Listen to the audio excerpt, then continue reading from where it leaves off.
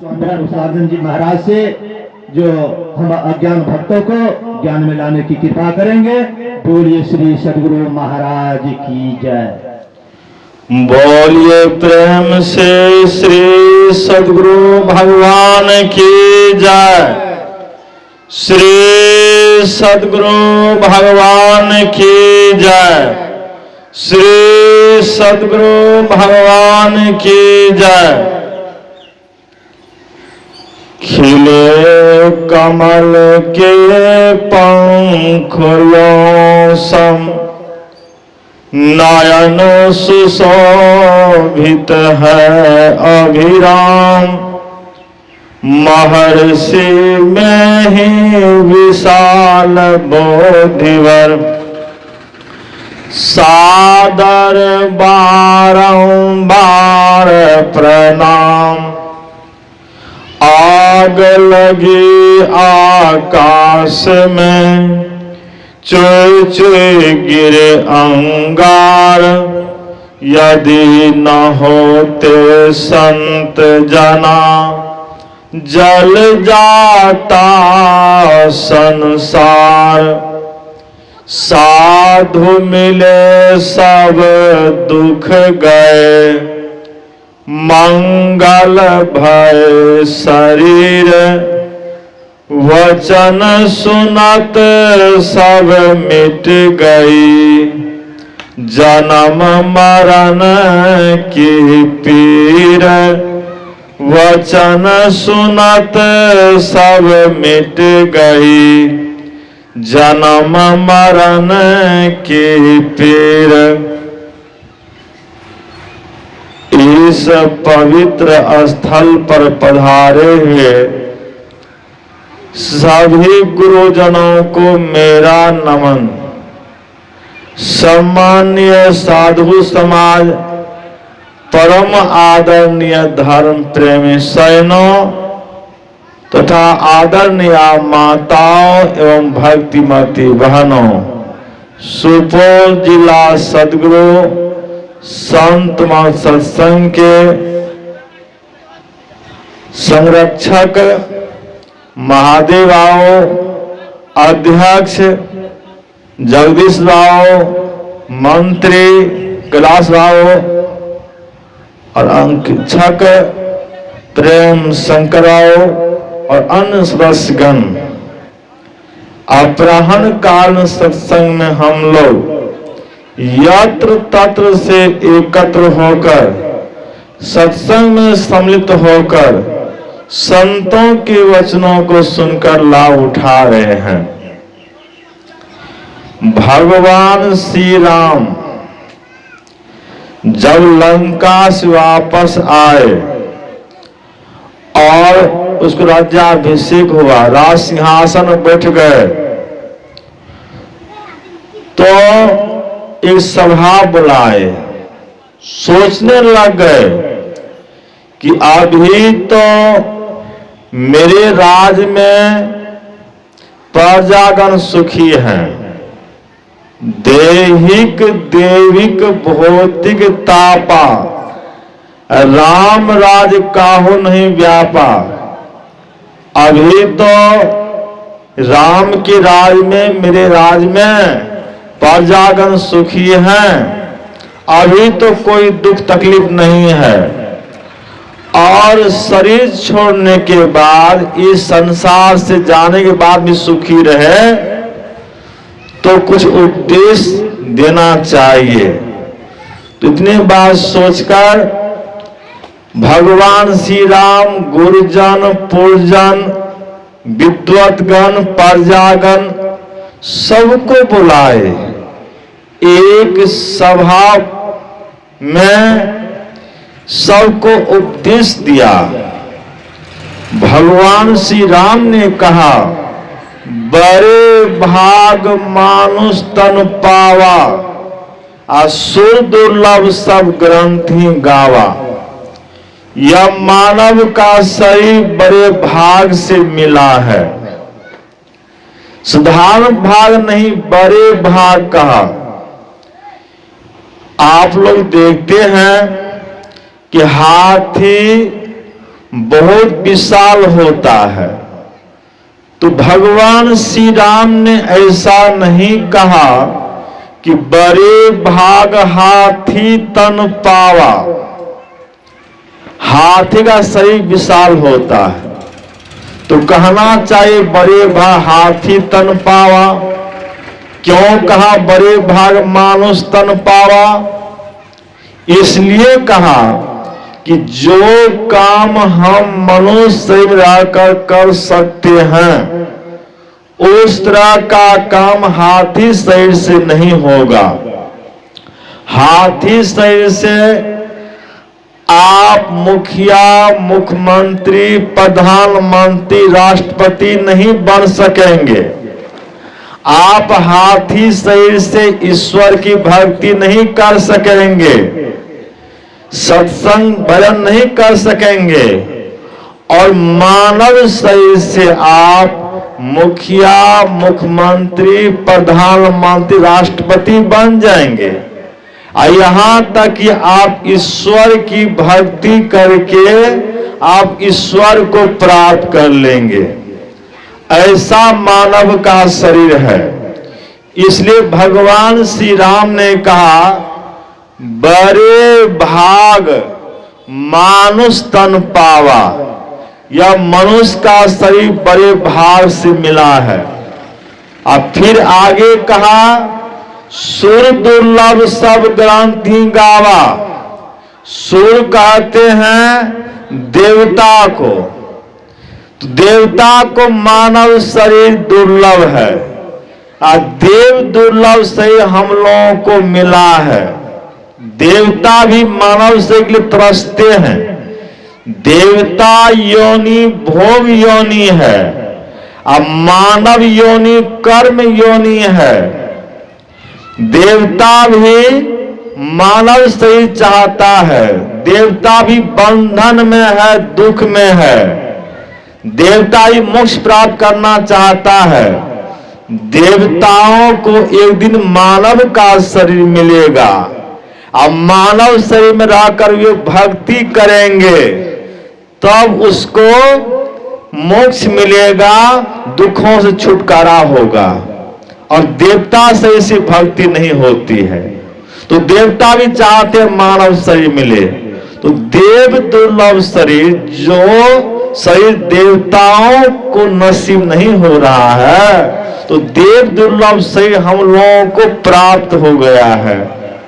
और इस मानव शरीर में रहकर हम लोग भक्ति नहीं करते हैं, तो अंत समय में हम सबों को पछताना होगा। इस राजा के दरबार में एक हाथी बंधा हुआ था। महावत उसे नहला धुला कर लाया ही था। हाथी सूर से धुल उठाकर अपने शरीर पर, अपने मस्तक पर छिट रहा था। उस होकर एक आदमी जा रहे थे। उसने महावत से पूछा, महावत हाथी को भी नहला धुला कर लाया गया है, हाथी सूर से धुल उठाकर अपने शरीर पर क्यों छिटता है? तो महावत ने उत्तर दिया, हाथी जंगली जानवर है। हाथी अपनी आदत से लाचार है, इसलिए धुल उठाता है, अपने शरीर पर छिटता है। एक अच्छे कई विद्वान हो गए, अब्दुल रहीम खान खाना। उनसे किसी ने पूछा, धूल दफनी शीश पे कहो रहीम के ही काज। रहीम कवि ने उत्तर दिया, जिरजमुनि पत्नी तारी सो खोजत गजराज। रहीम कवि ने कहा, हाथी कोई साधारण धूल नहीं ले रहा है। हाथी उस धूल की खोज में है जिस धूल से गौतम ऋषि की पत्नी अहल्या का उद्धार हो गया था। हाथी सोचता है कि वह धूल मिल जाए ताकि मेरा भी उद्धार हो जाए, मेरा भी कल्याण हो जाए। संत कबीर साहब से किसी ने पूछा कि हाथी अपने सही पर धूल क्यों लेता है? तो संत कबीर साहब ने कहा, राय द्वारे बांधिया अब माथा धोने गयन अब मानुष जन्म का पाई हो भजियो परमानंद।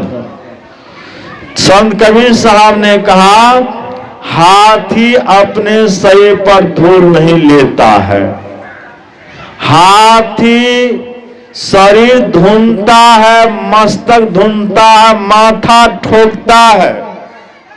अब भगवान से कहता है, हे भगवान है मुझे हाथी का शरीर मिल गया, हे भगवान मुझे कब मनुष्य का शरीर मिलेगा कि मैं भगवान की भक्ति करूंगा। तो हाथी तो माथा ढूंढ रहा था, शरीर ढूंढ रहा था मनुष्य शरीर पाने के लिए, और हम लोगों को मानव का शरीर मिला हुआ है। इस मानव शरीर को पाकर हम लोग भक्ति नहीं करेंगे तो वह दिन दूर नहीं जब उसी हाथी तरह माथा धुनना पड़ेगा, पछताना पड़ेगा और सिर पटकर संसार से विदा होना पड़ेगा। अंत समय में पछताना पड़ता है, सिर पटकर संसार से विदा होना पड़ता है। तो अंत समय पछताना नहीं पड़े इसके लिए आप क्या करेंगे? जीवन काल में आप भक्ति करेंगे। यह शरीर सब दिन रहने वाला नहीं है। हमारे पूर्वज चले गए, हम लोग भी चले जाएंगे और जो आएंगे वे सब भी जाएंगे।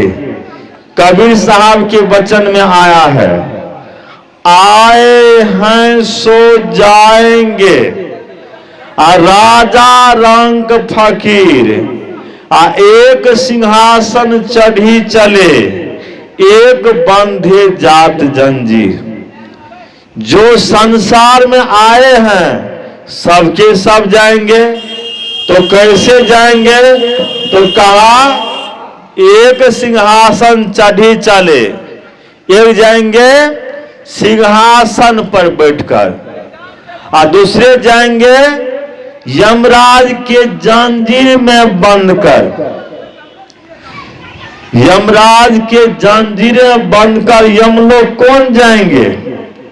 जो सत्संग नहीं करेंगे, जो साधु संतों की सानिध्य में नहीं पहुंचेंगे और जो गुरु की सेवा नहीं करेंगे, संत की सेवा नहीं करेंगे, भक्ति भजन से दूर रहेंगे, ये यमराज के जंजीर बनकर यम लोग जाएंगे। जो मांसाहारी बनकर रहेंगे, मांस मछली का सेवन करेंगे, दारू गांजा भंग अफीम का सेवन करेंगे, वे यम लोग जाएंगे, वहां अनेक दुखों को भोगेंगे।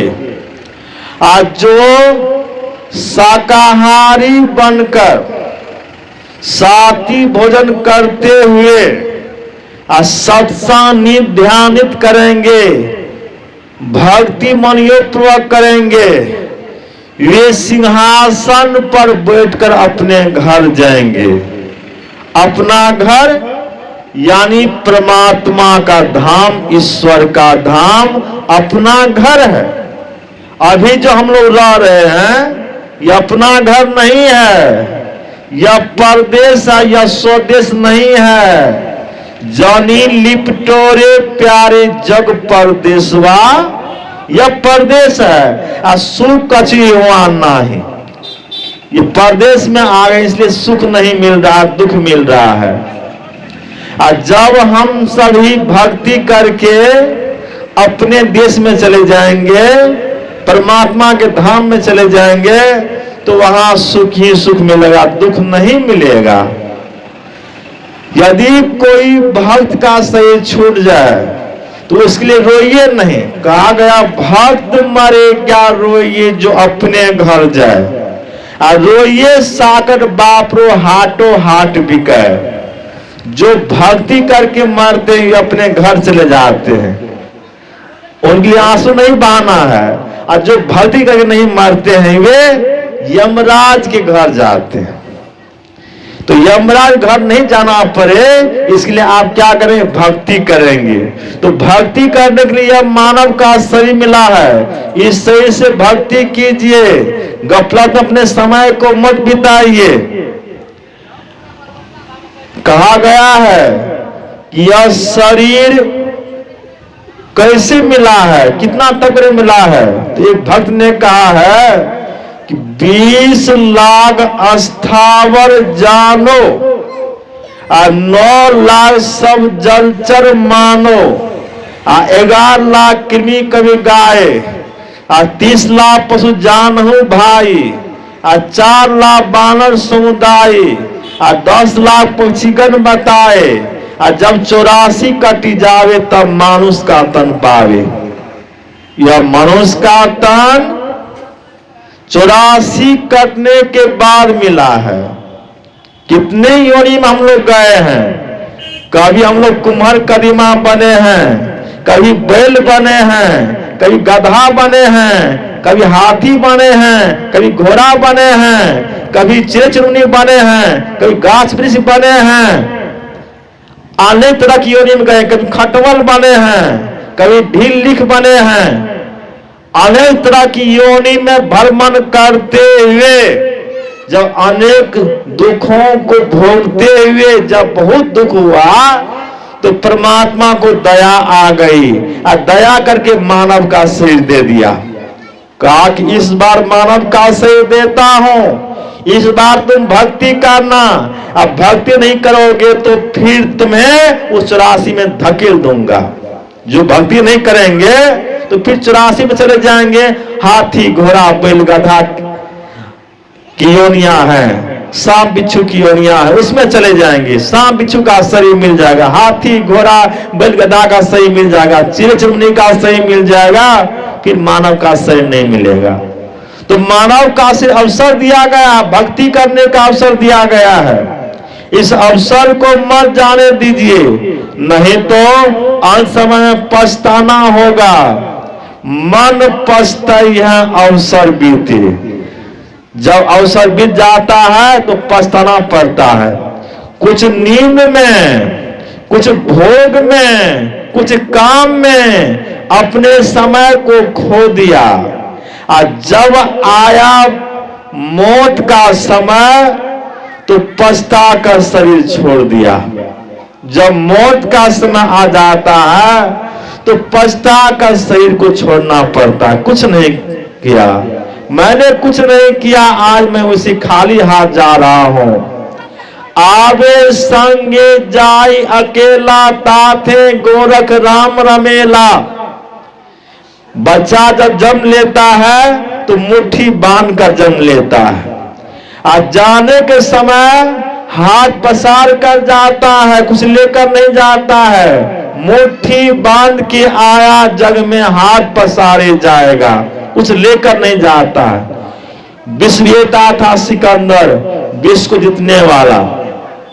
जब वह विश्व विजेता निकला तो सबसे पहले अपने गुरु अरस्तु के पास पहुंचा और अरस्तु को प्रणाम किया। अरस्तु ने कहा, सिकंदर तुम जा रहे हो विश्व विजेता के लिए, अनेक देशों को जीतकर पहुंचोगे भारत, तो देखोगे वहां के राजा महाराजा साधु सन्यासी सभी त्याग में सुख चाहते हैं। हो सके तो वहां से एक महात्मा जी को लेते आना।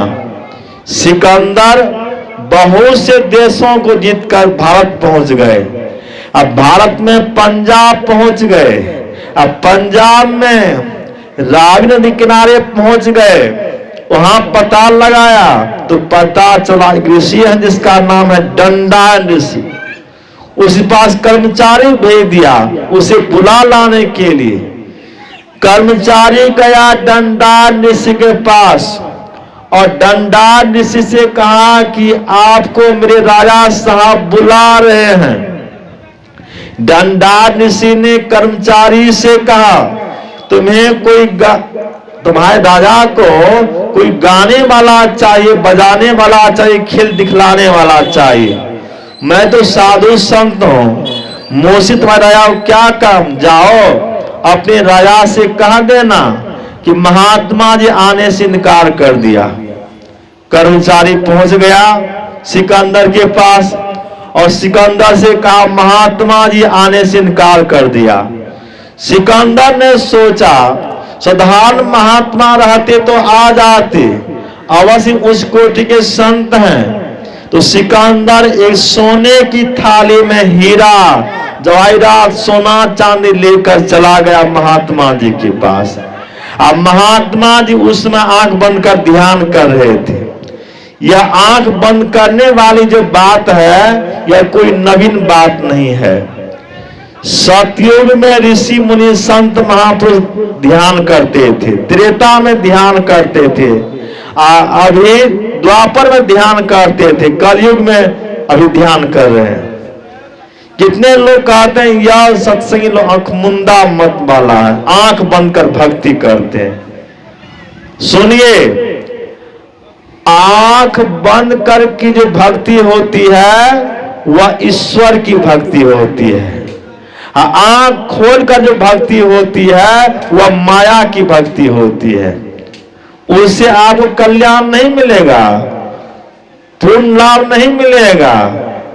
तो आंख खोलकर आप भक्ति करेंगे तो माया की भक्ति होगी, आंख बंद करके भक्ति करेंगे तो ईश्वर की भक्ति होगी। तो महात्मा जी आंख बंद कर ध्यान करते, ध्यान जब टूट गया तो सिकंदर ने महात्मा जी से कहा महात्मा जी मैं बहुत से देशों को जीतकर भारत आया हूं, बहुत सा धन जमा किया हूं, आपकी सेवा में सोना चांदी हीरा लेकर आया हूं, आप स्वीकार कीजिए, आपकी सेवा में लाया हूं। तो महात्मा जी ने कहा ये सब मुझे नहीं चाहिए, मैं जंगल में रहता हूं, भूख लगने पर रावी माता, भूख लगने पर जंगल से फल तोड़ खा लेता हूं, या प्यास लगने पर रावी माता का शीतल जल पी लेता हूं, ये सब मुझे नहीं चाहिए, ले जाओ सोना चांदी हीरा। सिकंदर ने कहा कि महात्मा जी मैं बहुत से देशों जीतकर आया हूं, बहुत सा धन जमा किया हूं, सोना चांदी हीरा बहुत जमा किया, लेकिन अभी तक सुख नहीं मिल रहा है, शांति नहीं मिल रही है।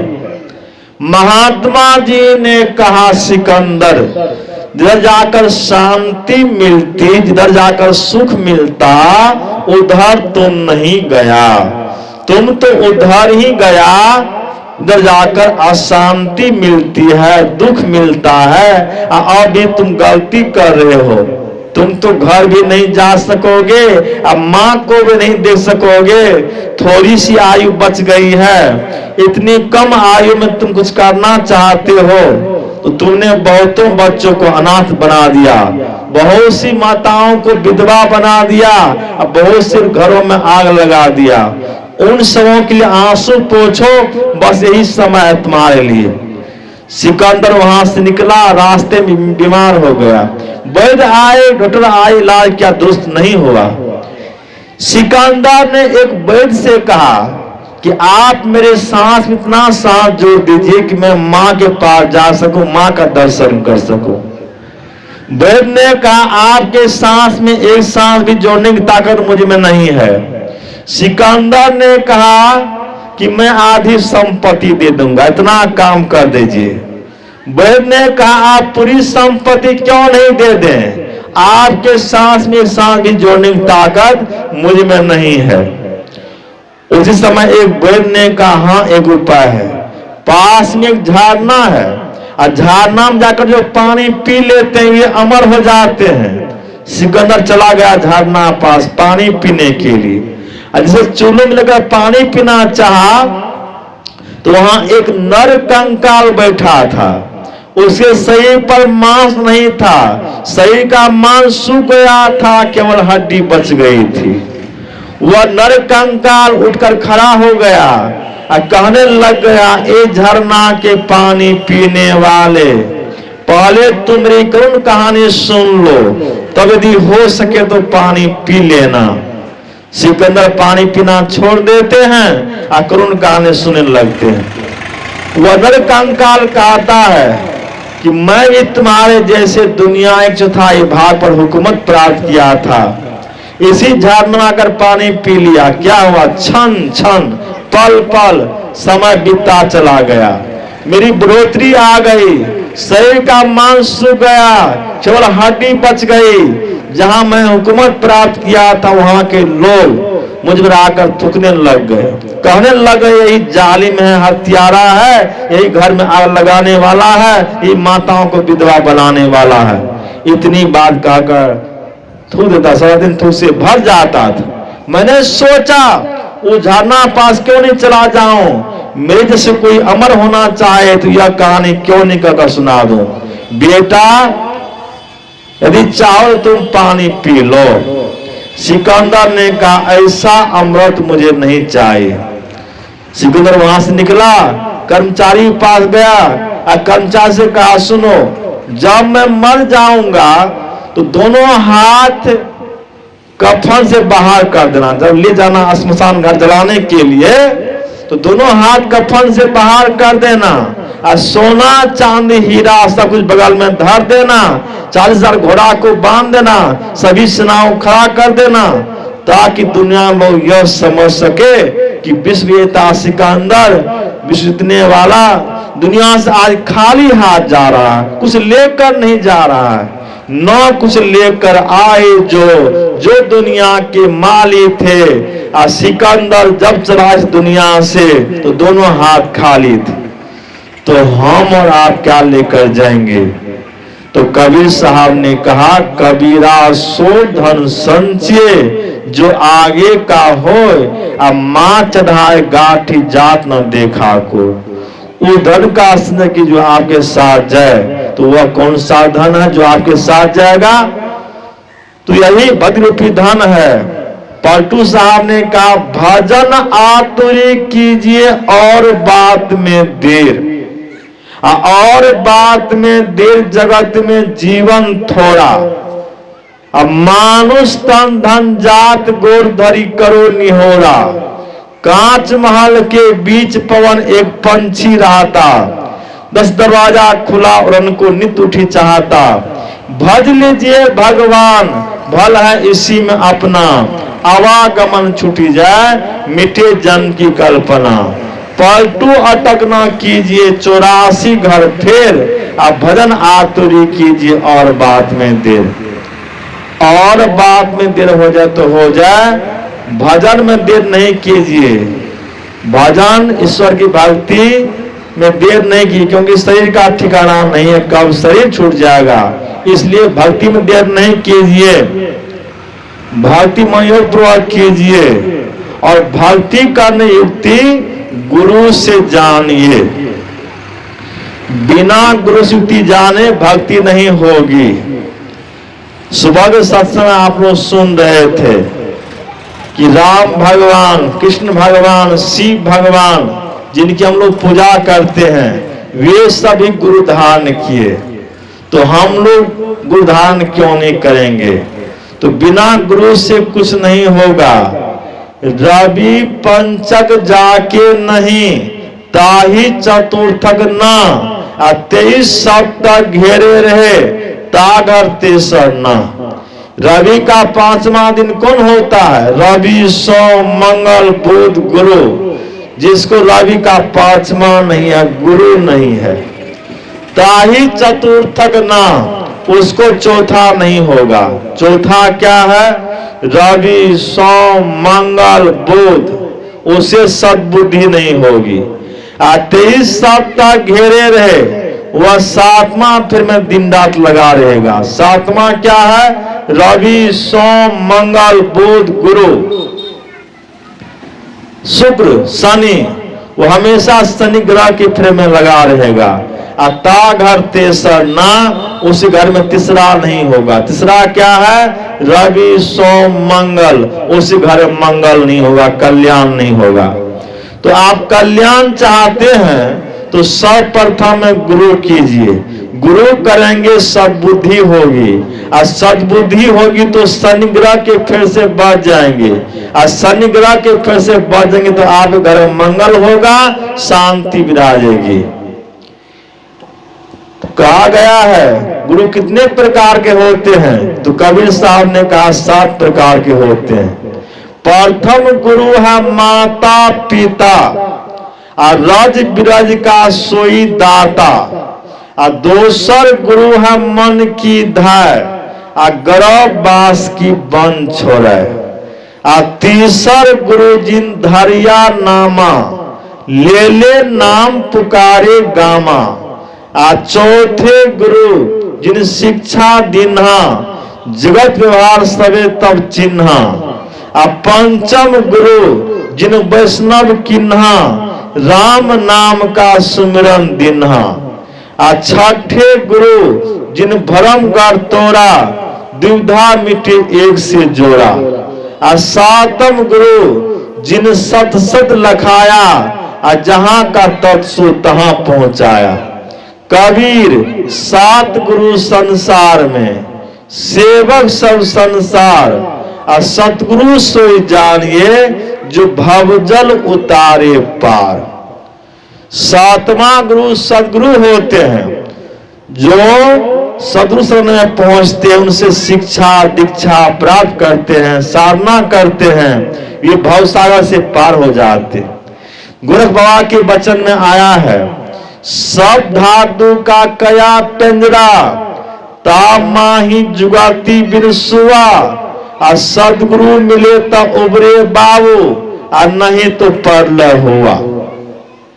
यह शरीर 7 धातुओं के मिलाप रूप से बना है, रस, रक्त, मांस, मेद, मज्जा, अस्थि और बीज। 7 धातुओं का मिलाप रूप यह शरीर पिंजरे के समान है, और शरीर भी पिंजरे में, और जीव सुगा कैद है। तो कब से कैद है, तो एक फकीर ने कहा, इस मुश्किल में अद्भुत मूसा, और जब से सृष्टि हुई है तभी से घुसा। इस शरीर को मुश्किल कहा गया है। हम लोग अपने घर में मुश्किल रखते हैं। मुश्किल क्यों रखते हैं? मूसा फंसाने के लिए। तो मुश्किल में हम लोग रोटी डाल देते हैं और दरवाजा खोल देते हैं, मूसा जाता है, मुश्किल में प्रवेश होता है, रोटी खींचता है, दरवाजा बंद हो जाता है, उसी वक्त फरफराते रहता है। तो उसी तरह से यह शरीर मुश्किल है, और शरीर की मुश्किल में जीव मूसा फंस गया, घुस गया है। तो कब से घुसा है? तो जब से यह संसार बना तब से घुसा है। आप लोग कहेंगे यह शरीर तो कुछ ही वर्षों का है, 40-50 वर्षों का है, 60-70 वर्षों का है, तो जब से संसार बना है तब से कैसे घुसा है? तो एक ही शरीर नहीं है, 5 शरीर है, स्थूल, सूक्ष्म, कारण, महाकारण और केवल, 5 शरीर है। साधारण मौत में एक शरीर छूटता है, 4 शरीर नहीं मरता, एक ही शरीर मरता, हार चाम का शरीर मरता है, अब बाकी 4 शरीर को संग लेकर आत्मा निकल जाती है। अब मरने समय जिस तरह की भावना मन में रहती है उसी के अनुरूप अगला जन्म होता है। मरने के समय यदि अच्छी भावना मन में रहेगी, अच्छा ख्याल रहेगा, तो आपकी सुगति होगी। और मरने समय यदि अच्छी भावना मन में नहीं रहेगी तो दुर्गति होगी। तो यही जन्म का कारण है। तो 4 शरीर नहीं छूटता, एक ही शरीर छूटता है। तो 4 शरीर कैसे छूटेगा? उसको छोड़ना होगा। कैसे? तो ध्यान करके छोड़ना होगा। ऋषि मुनि संत महापुरुष ध्यान करने की युक्ति बतलाते हैं, ध्यान करके जब आप सभी शयों को छोड़ देंगे, स्थूल से सूक्ष्म में जाएंगे, सूक्ष्म से कारण में जाएंगे, कारण से महाकारण में जाएंगे, महाकारण से केवल में जाएंगे, तो आप मुक्ति प्राप्त कर लेंगे, आप जीवन मुक्त हो जाएंगे। अब फिर जन्म मरण के दुख से आप छूट जाएंगे। तो केवल मुक्ति प्राप्त कर लेने पर जन्म मरण छुटकारा हो जाता है। तो यही युक्ति बतलाते हैं संत महापुरुष। एक साधु बाबा थे, वे भिक्षाटन करते थे और जिसके द्वार पर जाते थे तो कहा करते थे कि राम राम कहिए भवसागर तरिए, राम राम कहिए भवसागर तरिए। एक धनवान व्यक्ति के द्वार पर एक पिंजरा में एक सुग्गा था। तो साधु बाबा ने कहा राम राम कहिए भवसागर तरिए। अब पिंजरा में जो सुग्गा था उसने कहा राम राम कहिए लो पिंजर परिए, राम राम कहिए लो पिंजर परिए। तो साधु बाबा ने सुग्गा से कहा रे सुग्गा, मैं कहता हूं राम राम कहिए भवसागर तरिए, और तुम कहते हो राम राम कहिए लो पिंजर परिए। इस तरह से क्यों कहते हो बतलाओ। तो सुगा ने कहा साधु बाबा, आप तो किसी के मुंह से सुने होंगे कि राम राम कहने से भवसागर से पार हो जाते हैं। आप तो किसी पुस्तक पढ़े होंगे कि राम राम कहने से भवसागर से पार हो जाते हैं। आप तो सुनी सुनाई बात कहते हैं, आप तो पढ़ी हुई बात कहते हैं, और मैं अनुभव की बात कहता हूं। देखिए हमारे सगे संबंधी हैं, चाचा भतीजा हैं, जो राम राम नहीं कहते हैं और स्वच्छ का से विचरण करते हैं। जहां जाने का मन होता जाते हैं, जो खाने का मन होता खाते हैं। और मही का भागा सुगा हो जो पिंजरा में बैठकर राम राम जपता हो और लोग पिंजरे में बंद हो। इसलिए आज से आप यह कहना भूल जाइए कि राम राम कहिए भवसागर तरिए। आज से आप कहिए कि राम राम कहिए लोग पिंजर परिए। तो साधु बाबा ने सुगा से कहा रे सुगा, तुम राम राम तो जपते हो, लेकिन राम राम जपने का भेद नहीं जानते हो, राम राम जपने की कला नहीं जानते हो, युक्ति नहीं जानते हो, इसलिए पिंजरे में बंद हो। राम राम जपने की युक्ति जान लोगे और युक्ति जानकर राम का नाम लोगे तो इस पिंजरे से निकल जाओगे। तो सुगा ने साधु बाबा से कहा साधु बाबा, मैं तो पिंजरा में बंद हूं, मैं तो बाहर नहीं निकल सकता हूं। आप मेरे पास आए हुए हैं तो आप ही युक्ति बतला दीजिए, कैसे राम का नाम लेंगे, कैसे लेंगे, बतला दीजिए। तो यही युक्ति जब ध्यान करने का भेद सुगा को साधु बाबा बतला दिया। और सुगा पिंजरा में आसन लाकर बैठ गया, आंख बंद कर वह जब ध्यान करने लग गया। इतना मन से जब किया, ध्यान किया कि जब ध्यान करते करते सुगा को समाधि लग गई। और जिस समय सुगा ध्यान में मग्न था, समाधि में लीन था, उस समय मालिक कटोरा में दूध भात लेकर पहुंच गए सुगा को खिलाने के लिए। तो मालिक के पहुंचते ही सुगा तो पहले से समाधि में लीन हो गया था। तो मालिक आ गया, देखा सुगा की आंख बंद है। मालिक के मन में हो गया कि आज सुगा की आंख क्यों बंद है। तो मालिक नाक के पास ऐसे उंगली दिया, देखा सांस भी बंद है। और नाड़ी छुआ, देखा नाड़ी बंद है।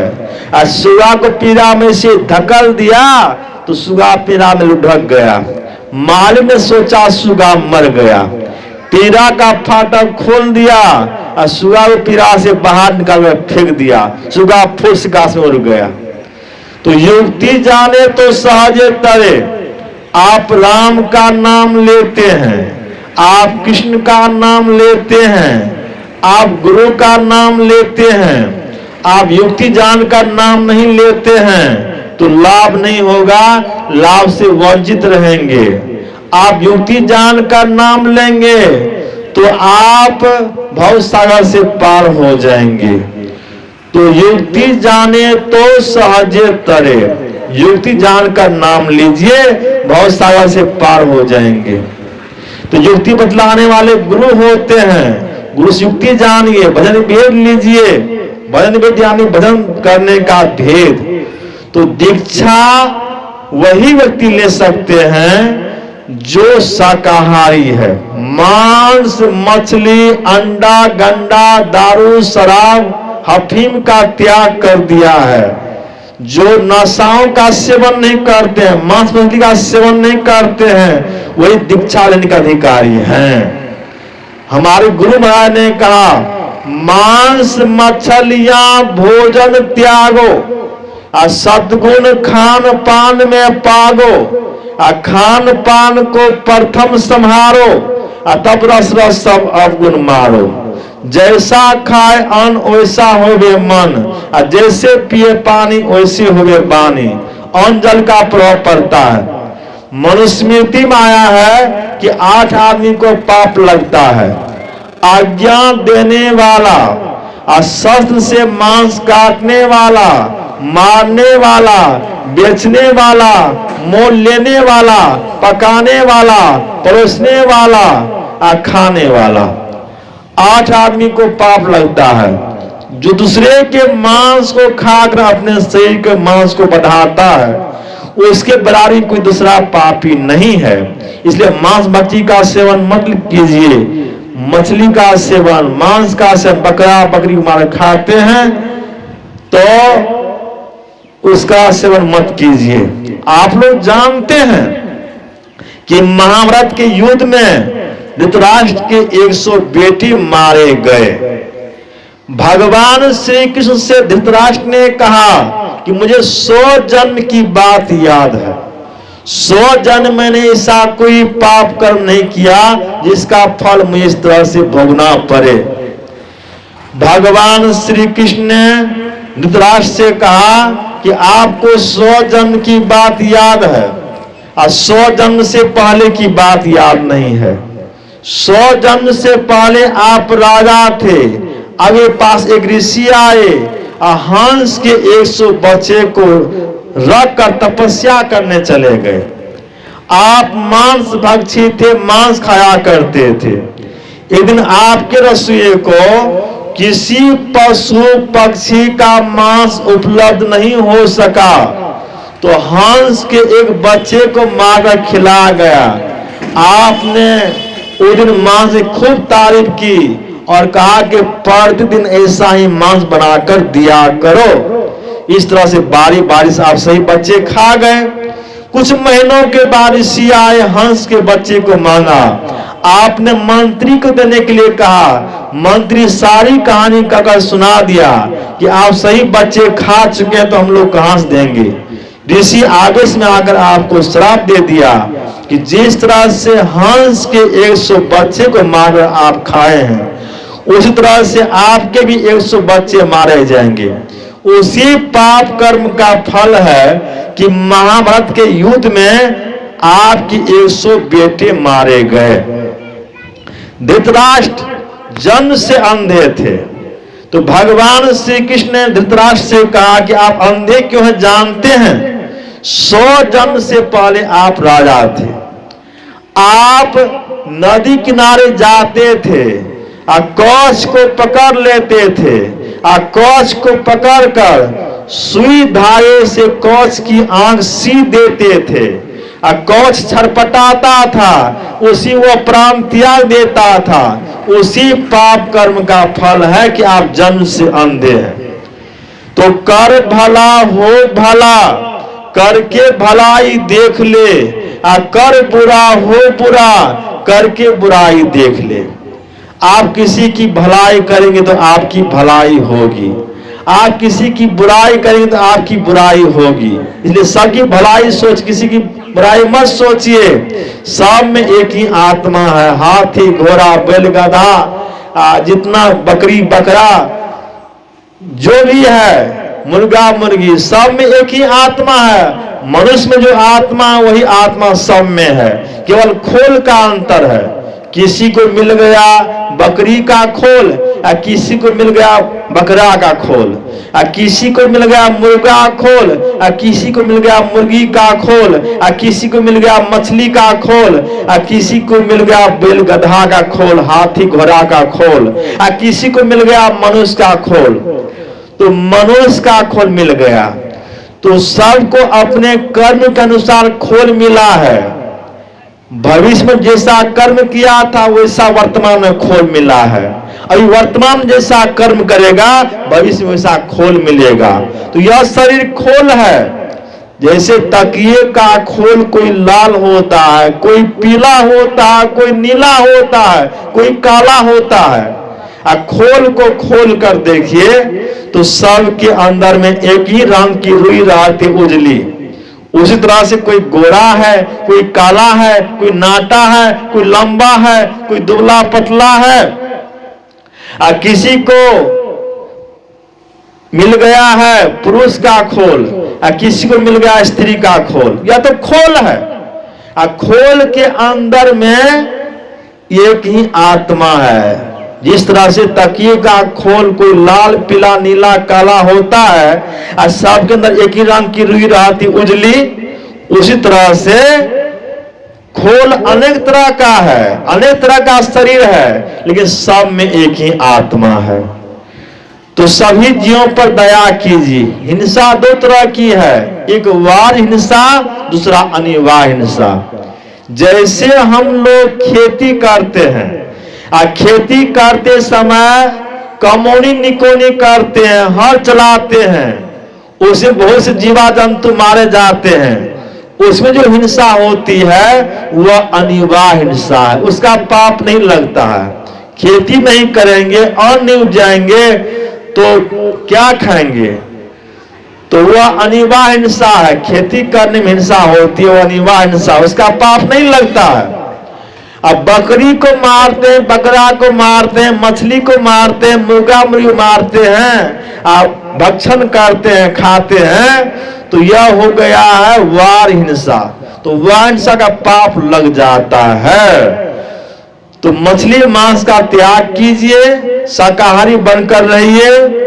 हमारे गुरु महाराज तो कहा ही है, और कबीर साहब ने कहा है, मांस मछलिया खात है, सोरा पान से हेत, सो नर जल से जाएंगे जो मूली की खेत।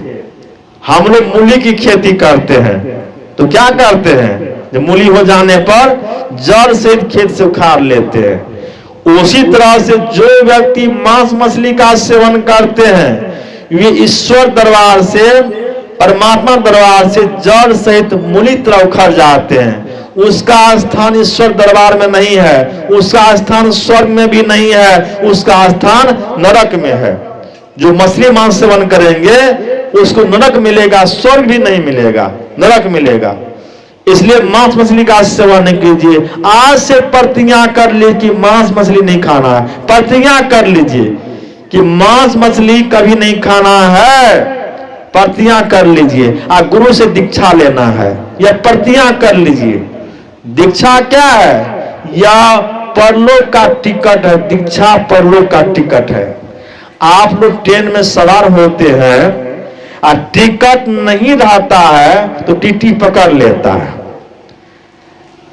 कहा गया है, उठो मुसाफिर बिस्तर बांधो, गाड़ी खुलने वाली है।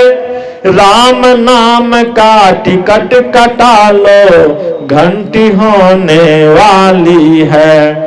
उठो मुसाफिर बिस्तर बांधो, गाड़ी खुलने वाली है। राम नाम का टिकट कटा लो, घंटी होने वाली है। तन का इंजन मन का कोयला शब्द का पानी डाला है। तन का इंजन मन का कोयला शब्द का पानी डाला है। पाप पुण्य से भरा है डिब्बा निस दिन आती जाती है। पाप पुण्य से भरा है डिब्बा निस दिन आती जाती है। राम नाम का टिकट कटा लो घंटी होने वाली है। उठो मुसाफिर बिस्तर बांधो गाड़ी खुलने वाली है। राम नाम का टिकट कटा लो घंटी होने वाली है। जो बाबू ने टिकट कटाया सीट उन्हीं का खाली है। जो बाबू ने टिकट कटाया सीट उन्हीं का खाली है। जो बाबू ने नहीं कटाया करी सजाई पाती है। जो बाबू ने नहीं कटाया करी सजाई पाती है। राम नाम का टिकट कटा लो घंटी होने वाली है। उठो मुसाफिर बिस्तर बांधो गाड़ी खुलने वाली है। राम नाम का टिकट कटा लो घंटी होने वाली है। कहे कबीर सुनो भाई साधो इसका अर्थ लगाना है। कहे कबीर सुनो भाई साधो इसका अर्थ लगाना है। जो बाबू ने नहीं लगाया सीधे जमपुर जाना है। जो बाबू ने नहीं लगाया सीधे जमपुर जाना है। राम नाम का टिकट कटा लो घंटी होने वाली है। उठो मुसाफिर बिस्तर बांधो गाड़ी खुलने वाली है। राम नाम का टिकट कटा लो घंटी होने वाली है। यह दीक्षा क्या है? गुरु दीक्षा है क्या? राम नाम का टिकट है। राम नाम का टिकट कटा लेंगे तो जिस तरह से आप जाते हैं ट्रेन में सवार होते हैं तो टिकट रहने पर टीटी अब कुछ नहीं करता है। उस तरह से यदि आप राम नाम का टिकट कटा लेंगे गुरु दीक्षा ले लेंगे तो जमुना रूपी टीटी कुछ नहीं करेगा। वह आपको छोड़ देगा और धर्मराज रूपी जो है धर्मराज रूपी जो आपको लेने के लिए आएगा सिंहासन बिठा कर वह कहां ले जाएगा? ईश्वर के घर ले जाएगा, परमात्मा घर ले जाएगा। आपका परम कल्याण हो जाएगा। तो परमात्मा के पास ले जाने के लिए अपने घर ले जाने के लिए कौन आएंगे? तो धर्मराज आएंगे और वे सिंहासन बैठकर आपको सिंहासन बिठाकर आपको ले जाएंगे अपने घर। परमात्मा का घर अपना घर है। ईंट पत्थर का घर अपना घर नहीं है। परमात्मा घर अपना घर है जहां दिन नहीं होता रात नहीं होती है। कहाँ उस देश की बतिया जहां नहीं होते दिन रातिया। कहाँ उस देश की बतिया जहां नहीं होते दिन रातिया। वहां दिन नहीं होता रात नहीं होती है, सदा प्रकाश ही प्रकाश रहता है। ऐसा देश परमात्मा का देश है, शांति का देश है। तो जो भक्ति करेंगे वे परमात्मा के देश में स्वदेश में पहुंचेंगे, उसका कल्याण होगा और जन्म मरण से आवागमन दोषदा के लिए छोड़ जाएंगे।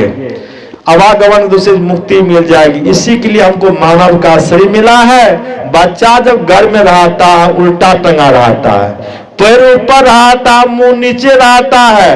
और 9 महीने जब बच्चा घर में हो जाता है तो वह भगवान से विनती करता है, हे ईश्वर, हे परमात्मा, हे भगवान, मुझे इस दुखालय से निकालिए और जब मैं बाहर निकल जाऊंगा तो आपका भजन करूंगा। 9 महीने से मैं उल्टा टंगा हूं, मैं दुख में हूं।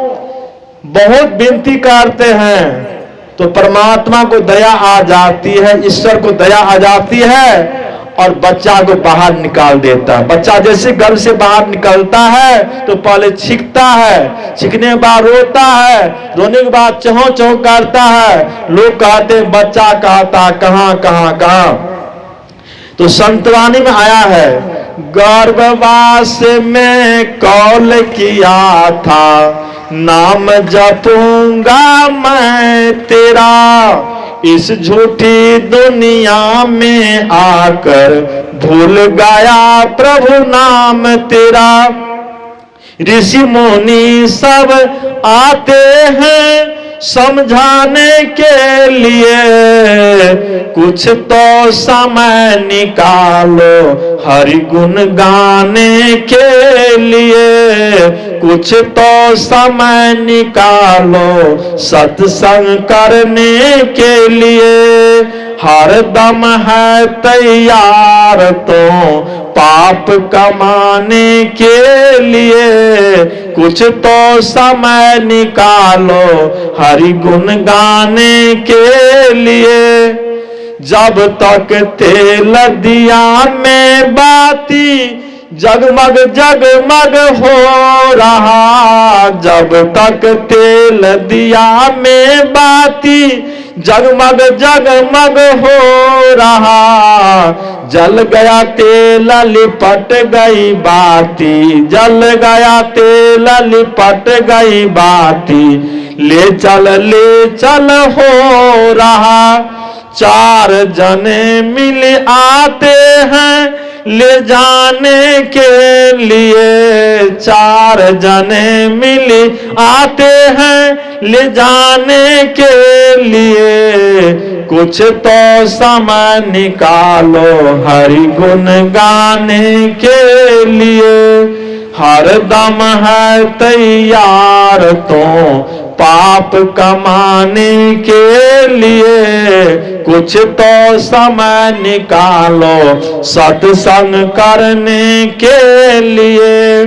हार जले जैसे सूखी लकड़ियां, केस जले जैसे घास रे, हार जले जैसे सूखी लकड़ियां, केस जले जैसे घास रे, सोना जैसी काया जल गई, सोना जैसी काया जल गई, कोई न आवे पास रे।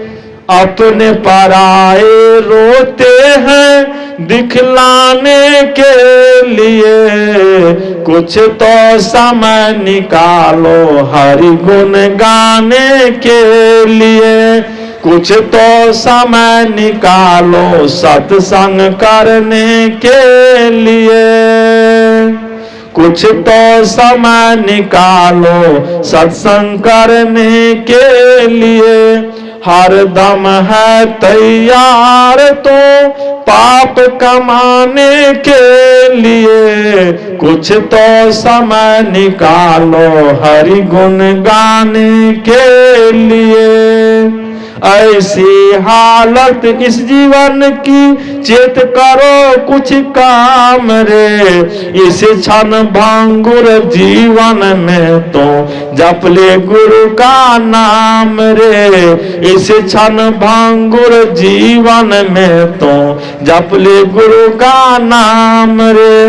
नाथ कहे यह नर्तन है प्रभु पाने के लिए, नाथ कहे या नर्तन है प्रभु पाने के लिए, कुछ तो समय निकालो हरि गुण गाने के लिए, कुछ तो समय निकालो सत्संग करने के लिए, कुछ तो समय निकालो सत्संग करने के लिए।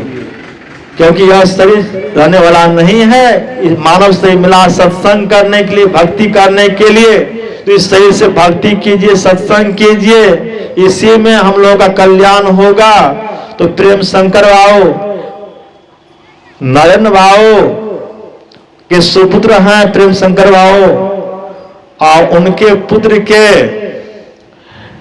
जन्मोत्सव पर सत्संग आयोजन किया गया है, तो मैं गुरु महाराज से विनती करता हूं कि उस बालक का कल्याण हो, जिनके जन्मस्थल पर सत्संग आयोजन किया गया है, उसकी आयु दीर्घायु हो और फूले फले बढ़े, उसका जीवन कल्याणमय हो। कल्याणमय जीवन के लिए मैं गुरु महाराज से विनती करता हूं।